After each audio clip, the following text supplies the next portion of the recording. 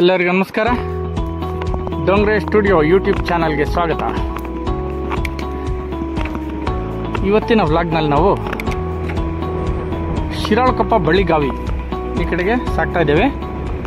But ತುಂಬ ಮಳೆ ಇರೋದ್ರಿಂದ ಇದೇನು ಫಿಕ್ಸ್ಡ್ ಅಂತ ಹೇಳೋಂಗಿಲ್ಲ. ಇದೇ ದಾರಿಲಿ ಹೋಗ್ತಾ ಇದ್ದೀವಿ, ಇದೇ ಡೆಸ್ಟಿನೇಷನ್ಗೆ ಹೋಗ್ತಾ ಇದ್ದೀವಿ ಅಂತ ಹೇಳೋದು ಕಷ್ಟ ಸಾಧ್ಯ. ಯಾಕಂದರೆ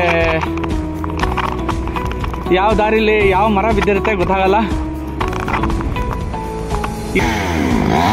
ಎಲ್ಲಿ ನಮ್ಮ ರೂಟು ಬಂದಾಗಿ ವಾಪಸ್ ಮರಳಿ ಮನೆಗೆ ತಿರುಗುತ್ತಾ ಹೇಳೋಕ್ಕೆ ಗೊತ್ತಾಗಲ್ಲ. ಸೊ ಸದ್ಯಕ್ಕೆ ಹೊರಟಿದ್ದೀವಿ. ಸಮಯ ಈಗ 11 ಗಂಟೆ ಆಗ್ತಾಯಿದೆ ಬೆಳಗ್ಗೆ. ಸೊ ಬೆಳಗ್ಗೆ ಗಾರ್ಡನಿಂಗ್ ಕೆಲಸ ಎಲ್ಲ ಮುಗಿಸಿ ಹೊರಟಿದ್ದೇವೆ. ನೋಡಿ ಈಗ ಮಳೆ ಶುರು ಆಗಿದೆ ಆಲ್ರೆಡಿ. ಹೋಗ್ತಾ ಹೋಗ್ತಾ ಏನೇನಾಗುತ್ತೆ, ಏನೇನು ನೋಡಲಿದ್ದೀರಿ ಇದೆಲ್ಲ ಅಪ್ಡೇಟ್ಸ್ ಕೊಡ್ತೀನಿ. ಅದುವರೆಗೆ ಯಾರ್ಯಾರು Dongre studio YouTube channel subscribe ಆಗಿಲ್ಲ ದಯವಿಟ್ಟು ಕೂಡಲೇ ಸಬ್ಸ್ಕ್ರೈಬ್ ಆಗಿ ಹಾಗೂ ಬೆಲ್ ಐಕಾನ್ ಕ್ಲಿಕ್ ಮಾಡೋದು ಮರಿಬೇಡಿ. ಸಾಗರದಿಂದ ಉಳುವಿಗೆ ಸಾಗುವಾಗ ದುಗೂರು ಎಂಬ ಊರಿನಲ್ಲಿ ಈ ದೃಶ್ಯವನ್ನು ನೋಡಬಹುದು.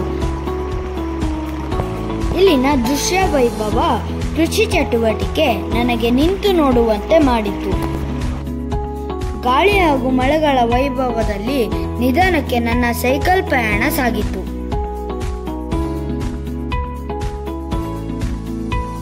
ಉಳುವಿಯಲ್ಲಿ ಸ್ನೇಹಿತರೊಡನೆ ಹರಟೆ ಹೊಡೆಯುತ್ತಾ ಕೆರೆಯ ದೃಶ್ಯಾವಳಿಗಳನ್ನು ಸೆರೆ ಹಿಡಿದೆನು.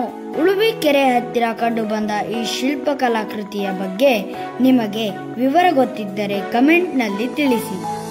ದಾರಿಯಲ್ಲಿ ಆಗಾಗ ಜೋರಾಗಿ ಮಳೆ ಬರುತ್ತಿತ್ತು. ಆಗ ರೈನ್ ಕೋಟ್ ಹಾಕಿಕೊಳ್ಳಬೇಕಾಗುತ್ತಿತ್ತು. ಹಾಗೆಯೇ ಮಳೆ ನಿಂತ ತಕ್ಷಣ ಕೋಟ್ ಸೆಕೆಯಿಂದ ತೆಗೆದು ಮತ್ತೆ ಮಡಚಿಕೊಳ್ಳಬೇಕಾಗುತ್ತಿತ್ತು.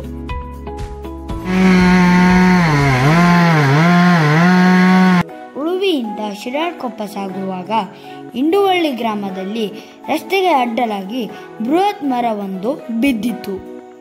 ಸ್ಥಳೀಯರು 10 ನಿಮಿಷದಲ್ಲಿ ಮರವನ್ನ ತೆರವುಗೊಳಿಸಿ ಸಂಚಾರಕ್ಕೆ ಅನುವು ಮಾಡಿಕೊಟ್ಟರು.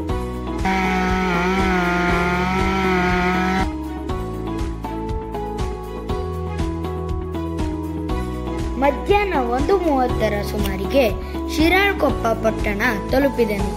ಶಿವಶರಣೆ ಅಕ್ಕಮಹಾದೇವಿ ಕಾಲೇಜಿನ ಸ್ವಾಗತ ಕಮಾನನ್ನು ನೋಡುತ್ತಾ ಮುಂದೆ ಸಾಗಿದೆನು.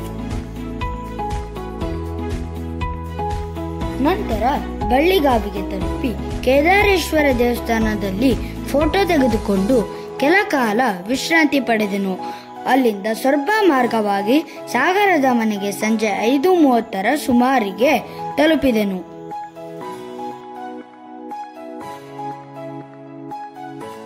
ಎಂಬತ್ತೈದು ಕಿಲೋಮೀಟರ್ ದೂರದ ಈ ಸೈಕಲ್ ಪ್ರಯಾಣದಲ್ಲಿ ರೈತರು, ಮೆಸ್ಕಾಂ ಸಿಬ್ಬಂದಿ ಹಾಗೂ ಗ್ರಾಮಸ್ಥರ ಜೊತೆ ವಿಚಾರ ವಿನಿಮಯ ಮಾಡಿಕೊಂಡಿದ್ದು ಸಂತಸ ತಂದಿತ್ತು. ಧನ್ಯವಾದಗಳು.